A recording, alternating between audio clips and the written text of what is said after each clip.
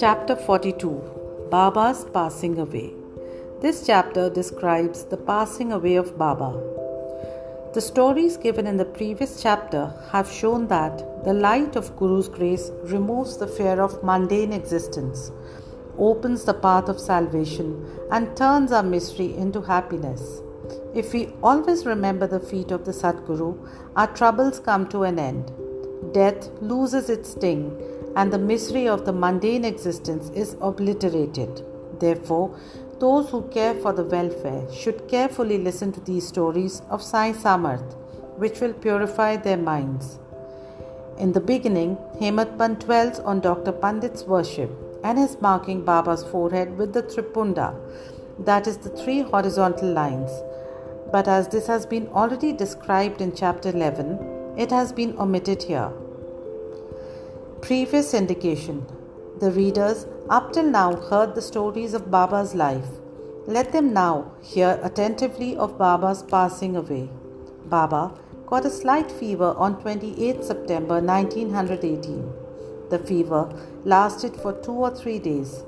But afterwards, Baba gave up his food and thereby grew weaker and weaker. On the 17th day, that is Tuesday, the 15th October 1918, Baba left his mortal coil at about 2 p.m. 2 years before this, that is in 1916, Baba gave an indication of his passing away, but nobody understood it then. It was as follows. On the Vijayadashmi day, Baba all of a sudden got into wild rage in the evening when people were returning from Simolangan. Taking off his headdress, kafni and langota, etc., he tore them and threw them in the dhuni before him. On being fed this offering, the fire in the dhuni began to burn brighter, and Baba shone still brighter. He stood there stark naked, with his burning red eyes, shouted, "You fellows, now have a look at and decide finally whether I am a Muslim or a Hindu." Everybody was trembling with fear, and none dared to approach Baba. After some time, Bhagoji Shinde, the leper devotee of Baba, went boldly near him and succeeded in tying a langota around his waist and said, "Baba, what is all this? Today is the Simolangan, that is Dasara holiday." Baba, striking the ground with his satka, said, "This is my Simolangan." Baba did not cool down till 11 p.m. and the people doubted whether the Javri procession would ever take place that night. After an hour, Baba resumed his normal condition and, dressing himself as usual, attended the Chavri procession as described before. By this incident, Baba gave a suggestion that Dasara was the proper time for him to cross the border of life, but none understood its meaning. Baba gave another indication also as follows. Averting death of Ramchandra and Tatya Patil. Sometime after this, Ramchandra Patil became seriously ill. He suffered a lot. He tried all remedies, but finding no relief, despaired of his life and was waiting for the last moment. Then, one midnight, Baba suddenly stood near his bed. Patil held his feet and said, "I have lost all hopes of life. Please tell me definitely when shall I die?" Merciful Baba said, "Don't be anxious. Your hundi has been withdrawn and you will soon recover. But I am afraid of Tatya Patil. He will pass away on Vijayadashmi of Shaka 1840. Do not divulge this to anybody nor to him, for he will be terribly frightened." Ramchandra Dada got well, but he felt nervous about Tatya's life, for he knew that Baba's word was unalterable and that Tatya would breathe his last within 2 years. He kept this a secret, told it to none, but to Bala Shimpi, a tailor. Only these two persons, Ramchandra Dada and Bala Shimpi, were in fear and suspense regarding Tatya's life. Ramchandra Dada soon left his bed and was on his legs. Time passed quickly. The month of Bhadrapad of Shaka 1840 was ending and Ashwin was approaching. True to Baba's word, Tatya fell sick and was bedridden, and so he could not come for Baba's darshan. Baba was also down with fever. Tatya had full faith in Baba. Tatya's illness began to grow from bad to worse, and he could not move at all, but always remembered Baba. The predicament of Baba began to grow equally worse. The day predicted, that is Vijayadashmi, was impending, and both Ramchandra Dada and Bala Shimpi were terribly frightened about Tatya, and their bodies trembling and perspiring with fear, thought that, as predicted by Baba, Tatya's end was near. Vijayadashmi dawned, and Tatya's pulse began to beat very slow, and he was expected to pass away shortly. But a curious thing happened. Tatya remained. His death was averted, and Baba passed away instead. It seemed as if there was an exchange. People said that Baba gave up his life for Tatya. Why he did so, he alone knows, as his ways are inscrutable. It seems, however, that in this incident, Baba gave a hint of his passing away, substituting Tatya's name for his own.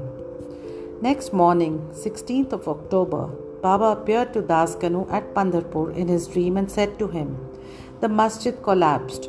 All oilmen and grocers of Shirdi harassed me a lot, so I leave the place. I, therefore, come to inform you here. Go there quickly and cover me with buckle flowers." 𝙤𝙬𝙬𝙬 got the information also from Shirdi letters.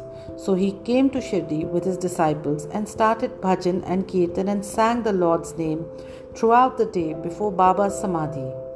Himself weaving a beautiful garland of Lord Hari's name, he placed it on Baba's samadhi and gave a mass feeding in Baba's name. Charity to Lakshmi Bai. Dasara or Vijayadashmi is regarded by all the Hindus as the most auspicious time, and it is befitting that Baba should choose this time for his crossing the borderline. He was ailing some days before this, but he was ever conscious internally. Just before the last moment, he sat up without anybody's aid and looked better. People thought that the danger had passed off and he was getting well. He knew that he was to pass away soon, and therefore he wanted to give some money as charity to Lakshmi Bai Shinde. Baba, pervading all creatures. This Lakshmi Bai Shinde was a good and well-to-do woman. She was serving in the masjid day and night. Except Bhagat Malsapati, Tatya and Lakshmi Bai, none was allowed to step in the masjid at night. Once, while Baba was sitting in the masjid with Tatya in the evening, Lakshmi Bai came and saluted Baba. Baba said to her, "Oh Lakshmi, I am very hungry." Off she went, saying, "Baba, wait a bit, I return immediately with bread." She did return with bread and vegetables and placed some before Baba. He took it and gave it to a dog. Lakshmi Bai then asked, "What is this, Baba? I ran in haste, prepared bread with my own hands for you, and you threw it to a dog without eating a morsel of it? You gave me trouble unnecessarily." Baba replied, "Why do you grieve for nothing? The appeasement of the dog's hunger is the same as mine. The dog has soul. The creatures may be different, but the hunger of all is the same, though some speak and others are dumb. Know for certain that he who feeds the hungry really serves me with food. Regard this as truth. This is an ordinary incident, but Baba thereby propounded a great spiritual truth and showed its practical application in daily life without hurting anybody's feelings. From this time onward, Lakshmi Bai began to offer him daily bread and milk with love and devotion. Baba accepted and ate it appreciatingly. He took a part of this and sent the remainder through Lakshmi Bai to Radha Krishna Mai, who always relished and ate Baba's remnant prasad. This bread story should not be considered as a digression. It shows how Sai Baba pervaded all the creatures and transcended them. He is omnipresent, birthless, deathless, and immortal. Baba remembered Lakshmi Bai's service. How could he forget her? Just before leaving his body, he pulled his hand in his pocket and gave her ₹5 and then ₹4. In all, ₹9. This figure 9 is indicative of the 9 types of devotion described in chapter 21, or it may be the dakshina offered at the time of Simolanghan. Lakshmi Bai was a well-to-do woman, and so she was not in want of any money. Baba might have suggested to her and brought to her notice the 9 characteristics of a good disciple mentioned in the 6th verse of chapter 10, Skanda 11 of the Bhagavad, wherein first 5 and then 4 characteristics are mentioned in the first and second couplets. Baba's this gift of 9 she will remember ever. Being so watchful and conscious, he ordered them all to clear off. Kaka Sahib Dikshit, Bapu Sahib Puti and others were in the masjid anxiously waiting upon Baba, but he asked them to go to the Vada and return after meals. They could not leave Baba's presence, nor could they disobey him. So with heavy hearts and heavy feet, they went to the Vada. They knew that Baba's condition was very serious and that they could not leave him. They sat for meals, but their mind was elsewhere. It was with Baba. Before they finished, news came to them of Baba's shedding the mortal coil. Leaving their dishes, they ran to the masjid and found that Baba rested finally on Bayaji's lap. He did not collapse on the ground, nor did he lie on his bed, but sitting quietly on his seat and doing charity with his own hand, left the mortal coil. Saints embody themselves and come into this world with a definite mission, and after that is fulfilled, they pass away as quietly and easy as they came. Bow to Shri Sai, peace be to all.